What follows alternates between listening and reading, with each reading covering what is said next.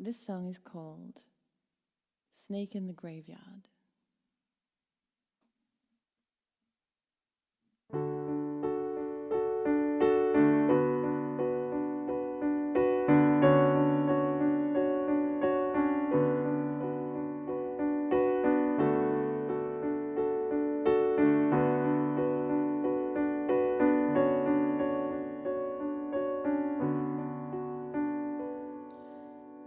Snake in the graveyard, death in motion, life in stasis.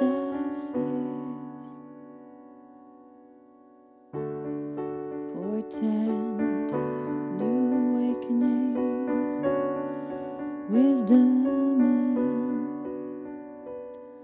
and an undulating curve.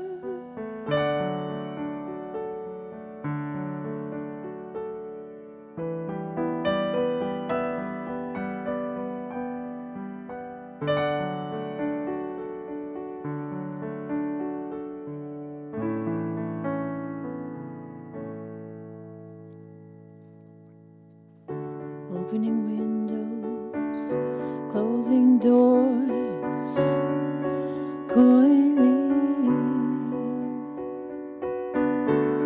around an uncertain vortex, all possibility barren.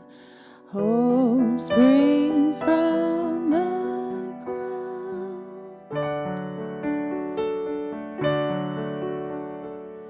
From whence all bodies begun.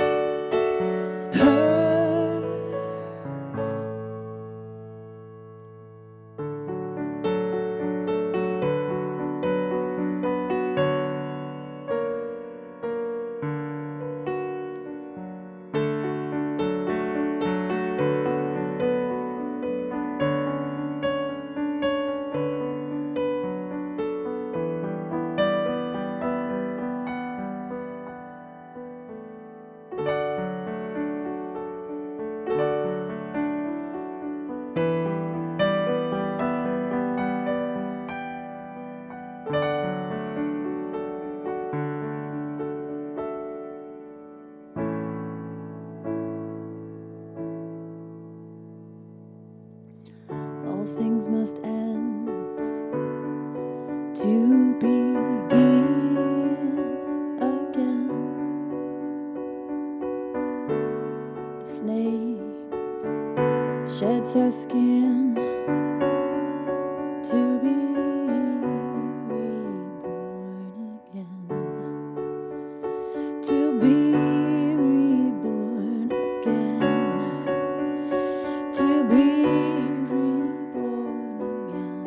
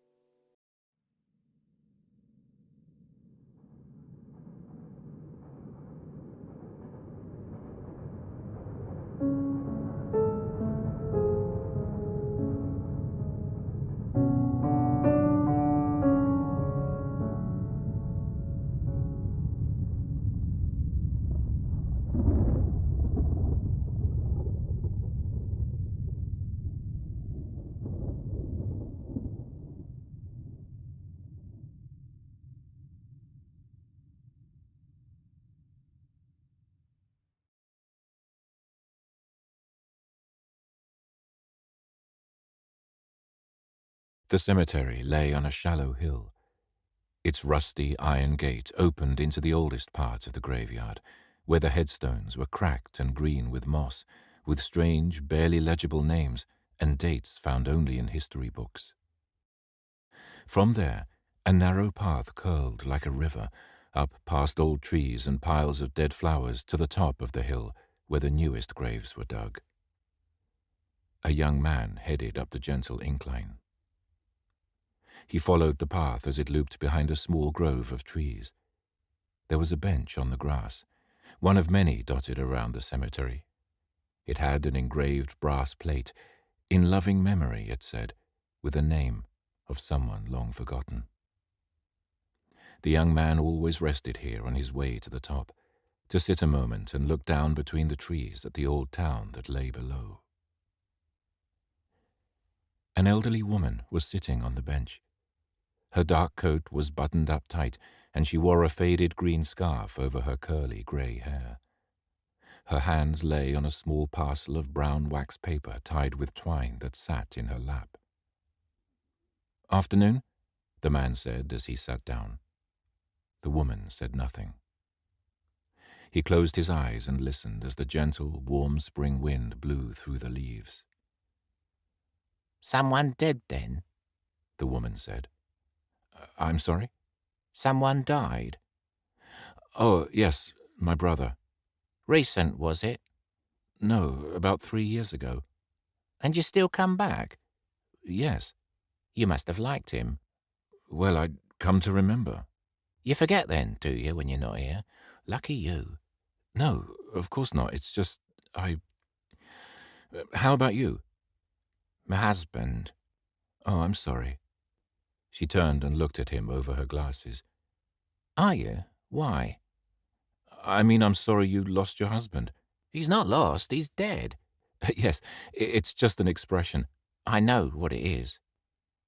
I wish I had lost him, though, like a pencil or a pair of glasses. Would have been a lot easier." "You miss him, then?" the man asked. She looked out through the trees.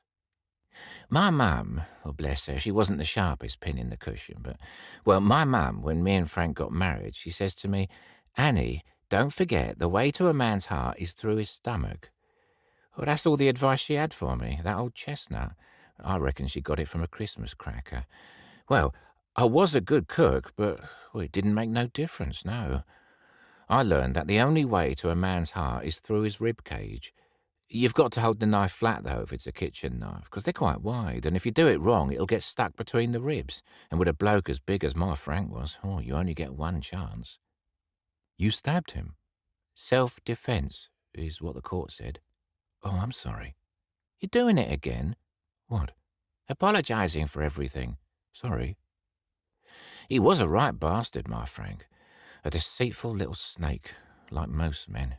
He had it coming." She pointed at a gravestone just beyond the path. "That's him." "Frank Macready," the man read quietly. "Yeah." The woman looked down at the wax paper parcel in her lap. With her thin, old fingers, she untied the twine and opened the paper. Inside was a shiny, new kitchen knife. "I bring a new one of these every year to stick in his grave. They don't like me doing it, the blokes at the office here. They tell me I can't leave something like this lying around. It's dangerous, they say. Someone could get hurt, they say. Like I need telling. I think they wait until I go, then take it away.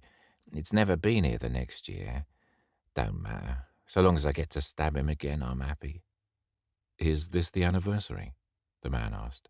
"Yeah." She looked at her watch. "Do me a favour, love, and help me up."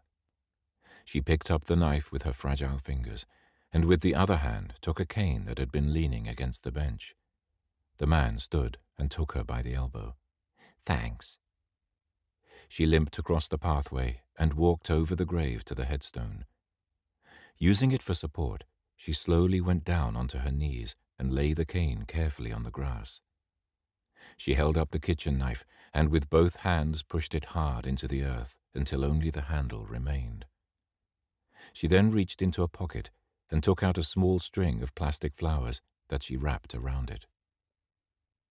"Men are snakes, I know that. Most of them will just slither off eventually, but others, they'll bite you if you say the wrong thing, do the wrong thing, even if you wear the wrong thing. Poison they are. Help me up, love." Again he took her by the elbow and helped her stand. He picked up the cane and handed it to her. She raised her hand and touched him on the cheek. "What kind of snake are you, my love?" she asked. "Well, I don't really think of myself as a—" "No, of course not, sorry. I always get a bit carried away in my own head. No, you're a rabbit, my love, aren't you? You're soft. Her fingers were cold against his cheek. She looked deep into his eyes. Snakes eat rabbits, you know. Skin and bones, blood and all. She looked a moment longer before turning to the gravestone. All right, Frank, I'll see you next year. She turned away, and without another word, limped slowly home.